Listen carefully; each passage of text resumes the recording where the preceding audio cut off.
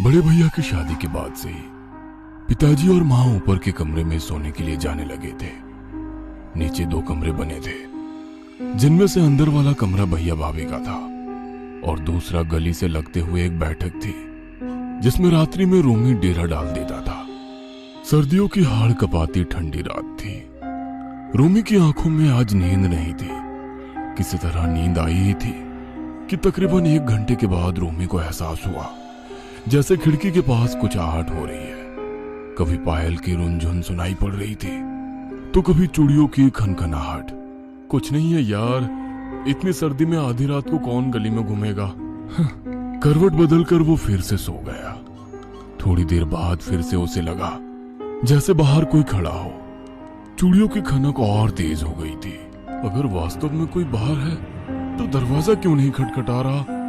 और इतनी रात गए कौन औरत ऐसे गली में घूम रही है? रोमी ने खिड़की के पास कान लगाकर सुनने की कोशिश की तो उसे अपने कानों में किसी महिला के सिसकने की आवाज सुनाई पड़ी। रोमी के दिल की धड़कनें बढ़ने लगी। उसने हिम्मत करके खिड़की खोलकर देखा। सामने वाले घर में रहने वाली भाभी काले कपड़ों में चली जा रही थी। उनके लंबे बाल बिखरे हुए थे। उनके साथ साथ एक काला साया भी लहरा रहा था। ऐसा लगता था जैसे वो साया भाभी को कहीं ले जा रहा है। भाभी बिल्कुल चुपचाप गुमसुम सी चली जा रही थी। गली में लगी स्ट्रीट लाइट की रोशनी में रोमी ने आंखें मसलकर फिर से देखने का प्रयास किया। एक अनजान साया भाभी के साथ धीरे धीरे गली के दूसरे छोर की ओर बढ़ रहा था। डर से उसके पसीने छूटने लगे। रोमी ने खिड़की को बंद कर दिया। उसके बाद नींद उसकी आंखों से कोसों दूर भाग गई थी। कंबल में मुंह किए वह रात भर सिकुड़कर पड़ा रहा। अगली सुबह बड़ी मनहूस खबर लेकर आई थी। सामने रहने वाली रीना की कल रात प्रसव के दौरान मौत हो गई। बेचारी का नन्हा सा बच्चा बिन मां के अकेला रह गया। ये कैसा न्याय है ईश्वर का। यह खबर सुनते ही रोमी का चेहरा डर से सफेद पड़ने लगा। रीना भाभी की मौत हो गई तो जिसे उसने कल रात देखा वो कौन थी? और वो भयानक काला साया? सोच सोच कर रोमी की आत्मा कांप रही थी। लगभग 10 दिन बीत गए थे। रोमी भी सामान्य होने का प्रयास कर रहा था। आधी रात के बाद रोमी को पायल की खनक सुनाई पड़ने लगी। रोमी का दिल जोरों से धड़कने लगा था। मुझे वहम हो रहा है, डर मेरे दिमाग में बैठ गया है। बस कोई नहीं है बाहर। लेकिन छम छम की आवाज उसके कानों में होती हुई उसके दिमाग को सुनने किए जा रही थी। अपने आप को संतुष्ट करने के लिए रोमी ने खिड़की को हल्का सा खोलकर बाहर झांक कर देखा। बाहर कुछ दूरी पर एक महिला का साया लहरा रहा था। साया एक पल को ठहरा और फिर मुड़कर रोमी की ओर घूरने लगा। इससे पहले कि रोमी कुछ समझ पाता वह साया बिजली की तेजी से ठीक उसके सामने आ गया। खिड़की के उस पार एक काला भयानक साया ठीक उसकी आंखों के सामने था। उसे सिहरन महसूस होने लगी। हाथों में कपकपी हो रही थी। सूखते हलक से उसने अपनी मां को पुकारा, किंतु आवाज उसके हलक से बाहर ही नहीं निकल पा रही थी। वह बेसूध होकर बिस्तर से नीचे उतरा और सीढ़ियों की ओर भागने लगा। पहली सीढ़ी पर पांव रखा ही था कि उसे वही साया सीढ़ियों पर दिखाई पड़ने लगा। मां! वह चीख कर वहीं गिर पड़ा और बेहोश हो गया। जब उसे होश आया तो घर के सभी लोग उसके आसपास जमा थे। अब जाकर आंखें खोली है। रोमी बेटा, पूरी रात तू बेहोशी की हालत में ना जाने क्या क्या बड़बड़ाता रहा है। माँ के मुंह से रात की बात सुनकर कल रात का सारा मंजर एक फिल्म की भांति उसकी आंखों के आगे घूमने लगा। रोमी, बोल बेटा, क्या हुआ है तुझे? तू सीढ़ियों पर क्या कर रहा था? ऐसे कैसे अचानक गिर पड़ा? आज से पहले तो कभी यूं बेहोश नहीं हुआ तू। वो माँ को बताने के लिए जैसे ही उसने गर्दन घुमाई, माँ के ठीक पीछे उसे रीना काले कपड़ों में अपनी सफेद भाव शून्य सी आंखों से एकटक रोमी को घूरती दिखाई दी। उसने गुस्से में नाम में गर्दन हिलाई। रीमा भाभी, माँ, माँ बचाओ, माँ मुझे बचाओ। इतना कहते ही रोमी को फिर से चक्कर आ गए। रोमी के यूं बेहोश हो जाने से घर में जैसे कोहराम मच गया। कल रात तक एकदम हट्टा कट्टा जवान लड़का आज बात बात पर बेहोश हुआ जा रहा था। तुरंत डॉक्टर बुलाया गया, किंतु रोमी की तबीयत में सुधार नहीं हो रहा था। दवाओं के असर से उसको किसी तरह होश आता भी तो रीमा की आत्मा को हर समय अपनी आंखों के सामने पाकर उसके होश वापस गुम होने लगते। जाओ, चली जाओ भाभी, चली जाओ। टूटे फूटे शब्दों में रोमी अक्सर अपनी उंगली से इशारा करता, मुंह से भी कहने का प्रयास करता, लेकिन उसके मुंह से शब्द ही नहीं फूटते थे। बड़े से बड़े डॉक्टर को दिखा लिया, लेकिन किसी को इसका रोग ही पकड़ में नहीं आता है।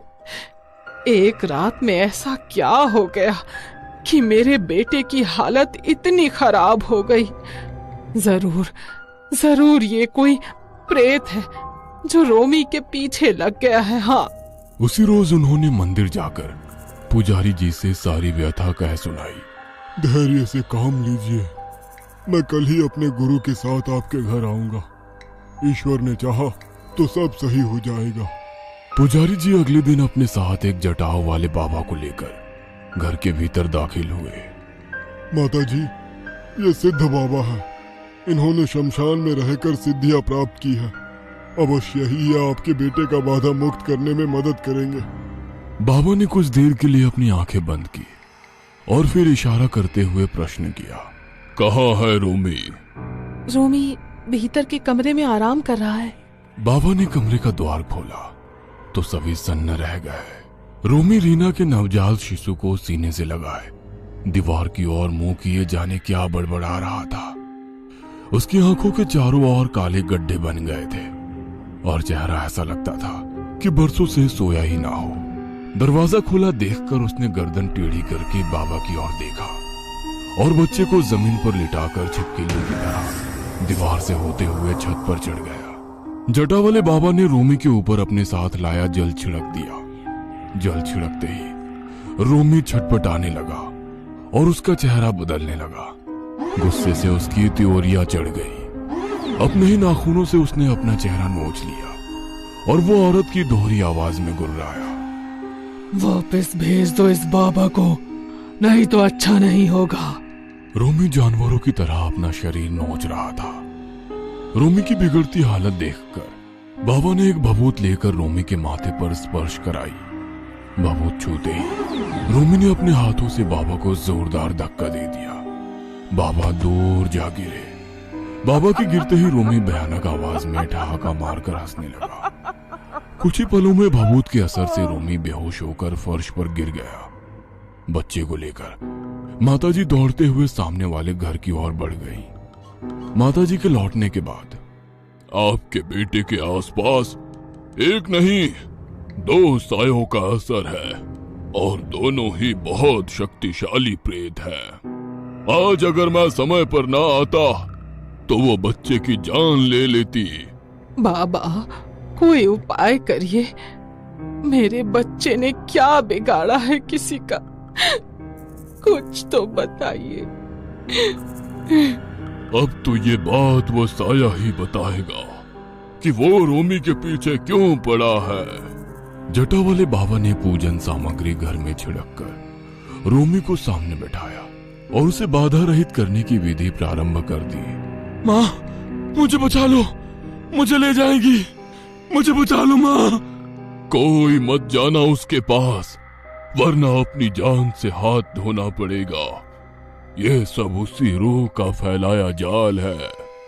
बाबा के हवन कुंड से धीरे धीरे घर में धुआं बढ़ता जा रहा था। सभी लोग खांसते खांसते परेशान हो गए थे। नहीं जाऊंगी, इसको छोड़कर नहीं जाऊंगी। बोल, क्यों पीछे पड़ी है इसके? लेकर जाऊंगी इसको अपने साथ, ये मेरे साथ जाएगा। क्यों घूम रही थी तू यहाँ? ये तेरा ठिकाना नहीं है। बोल, कहां से आई है? किसके लिए भटक रही है? रीना को लेने आई थी मैं। गर्भवती स्त्री की महक से उसका पीछा करती हूं मैं। इसने मुझे टोक दिया, अब ये भी मेरे साथ जाएगा। तेरे साथ दूसरा साया कौन है? बाबा के इतना कहते ही रोमी की आंखें पलट गई। उसने दोहरी आवाज में कहा, रीना हूं मैं, अपने बच्चे को लिए बिना नहीं जाऊंगी यहाँ से। तुझे जाना होगा। रोमी को छोड़ दे, मैं तुझे कोई कष्ट नहीं दूंगा, वरना मेरी शक्तियों से तू परिचित है। बाबा की बात सुनकर रोमी ने अपनी लाल सुर्ख आंखें खोलकर उनकी ओर देखा और एक जानवर की तरह हाथ और पैरों से लिपकते हुए पास में ही पिंजरे में लटके तोते को पकड़कर उसकी गर्दन मरोड़ दी। रोमी नोच नोच कर तोते को खा रहा था। उसका मुंह खून से सना हुआ था और हाथों से टप टप खून गिर रहा था। डरावनी हंसी हंसते हुए उसने फिर से वही बात दोहराई, नहीं जाऊंगी, कभी नहीं। रीना अब अपने बच्चे के मोह में बेकाबू हो रही है। उसके परिवार को कहो, उसका अंतिम संस्कार करने में कोई गलती की हो तो उसे सुधार ले। बच्चे की जान को खतरा है। मृत्यु के बाद 13 दिन तक आत्मा यही भटकती रहती है। अगर उसका सही तरीके से अंतिम संस्कार ना किया जाए तो वो दोनों लोगों के बीच फंस कर रह जाती है। बाबा की बात सुनकर माताजी रीना के पति को बुलाई। तेरी पत्नी बच्चे के मोह में बंधी है, बस तेरे कहने से ही उसे संतोष होगा। मैं प्रेत मुक्ति यज्ञ कर रहा हूं। जैसे ही वो रोमी के शरीर पर हावी होगी तुझे उसे समझाना होगा। बाबा ने एक बार फिर से मंत्र पढ़ने शुरू किए। रोमी को दोनों तरफ से कसकर जकड़ लिया गया था। रोमी के ठीक सामने एक थाल में पानी भरकर बाबा ने कुछ मंत्र पढ़े और जाल की कुछ बूंदें रोमी के ऊपर छिड़की तो वो बुरी तरह से चिल्लाने लगा। थाल में रखा पानी खुद ब खुद लाल हो गया और उसमें रीना का चेहरा नजर आने लगा। रीना बस करो, लौट जाओ अब इस दुनिया से। मैं वादा करता हूँ कि तुम्हारा स्थान कभी किसी को नहीं दूंगा। मुन्ने की माँ तुम ही हो, तुम ही रहोगी सदा। वो तुम्हारा बेटा है, मैं उसे बहुत प्यार दूंगा। वो तुम्हें कभी नहीं भूलेगा। बस अब छोड़ दो रोमी को। पति की बात सुनकर रीना कमजोर पड़ने लगी। उसी पल बाबा ने रोमी के गले में एक अभिमंत्रित धागा बांध दिया। धागा बांधते ही रोमी बेहोश होकर गिर पड़ा। रीना पति के समझाने पर लौट गई थी, किंतु रीना के जाते ही ना जाने कैसे दूसरा काला साया भी रोमी के शरीर से दूर हो गया। काले साये से मुक्ति के लिए बाबा ने घर में अगले 11 दिन तक हवन करने की सलाह दी। अभी तो वो दूसरा साया रोमी के आसपास नहीं है, किंतु आपको सावधान रहना होगा। बुरी आत्माएं इतनी आसानी से पीछा नहीं छोड़ती। रोमी की तबीयत में अब सुधार होने लगा था। धीरे धीरे सभी को लगने लगा था कि बाबा की शक्तियों से डरकर वो काला साया भाग गया। इस बात को बीते 1 साल हो गया था। आज रोमी की भाभी लजाते हुए माताजी को दादी बनने की खबर सुना रही है। इधर घर के बाहर स्ट्रीट लाइट के खंबे से वही भयानक काला साया जानवरों की तरह नीचे उतरकर भाभी के कमरे के बाहर खड़ा हुआ है। फिर वही पायल की रुंझुन, वही चूड़ियों की खनक। रोमी साहे को देखकर पसीने से तरबतर होकर बेहोश होकर गिर पड़ा है। वह फिर से गर्भवती की खुशबू